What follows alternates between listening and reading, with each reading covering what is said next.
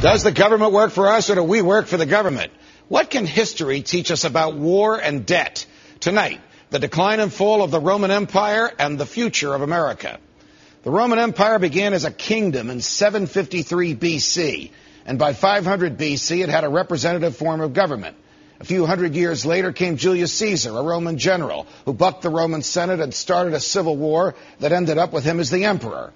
By the 2nd century AD, the Roman Empire encircled the entire Mediterranean and went all the way up to Britain. Also by the 2nd century AD, the output from Roman silver mines had peaked. Silver was used to mint Roman currency. It was also traded for silk with India and China. The Romans were duped by their lust for luxury. While silk was perceived as a luxury good by the Roman elites who imported it, it was worth much less than the silver that they exchanged for it. So what did the Roman emperors do once the availability of silver for currency began to decline?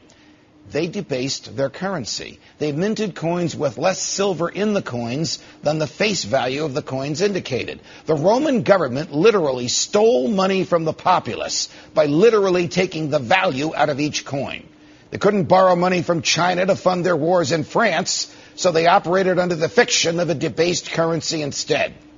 This didn't last very long, and eventually it became evident, it became well known that Roman currency was being debased, and its value sunk like a rock in a pond. Stated differently, the Roman government lied, cheated, and stole from its own people. And when the people discovered this, massive inflation ensued. When the value of the coins they were minting began to eat into the economic power of the Roman elites, they turned increasingly to the military.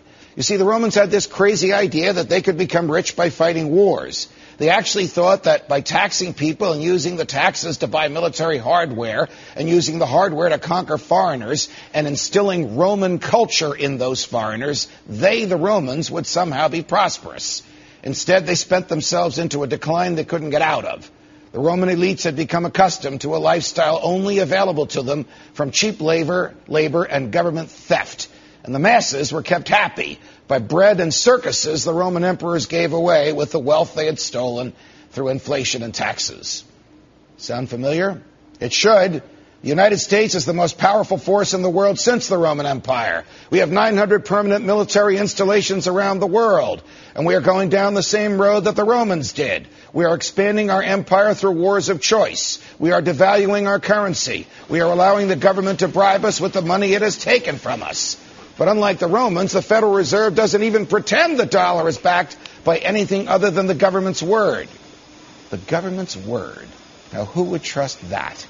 And yet, that doesn't curb the Federal Reserve's ability to debase the currency by printing trillions of dollars of it. What's more, the U.S. government devalues our currency at a rate the most ambitious of Roman emperors could never imagine, because the federal government can also borrow against its future. In the Roman times, there was no borrowing. There was no such thing as credit cards. But the federal government has a credit card. Right now, it has used up its $14.3 trillion line of credit. President Obama wants to extend that for nearly the 100th time, this time up to $17 trillion, so we can go down the Roman road of decline a lot faster. We have wars of opportunity in 5 countries, none of which were declared by Congress. We have a president who tells the people he is bringing the troops home, and generals who don't like it, and economists who advise the president that war is the health of the state. And we have a president who, even as I speak, is dining at the most expensive restaurant in New York City with folks who are paying $38,000 a plate to be with him, whom he once called fat cats, while 1 in 7 Americans is on food stamps and 1 in 10 adults is out of work. Will we learn from history, or will we join the Romans in the dustbin of history, a history of once great peoples who sent themselves into oblivion? Want to spend into oblivion like the Romans? Just raise the debt ceiling and keep the borrowing up. Want to stop the madness? Just say no to more debt. It's up to us. It's up to you. From New York.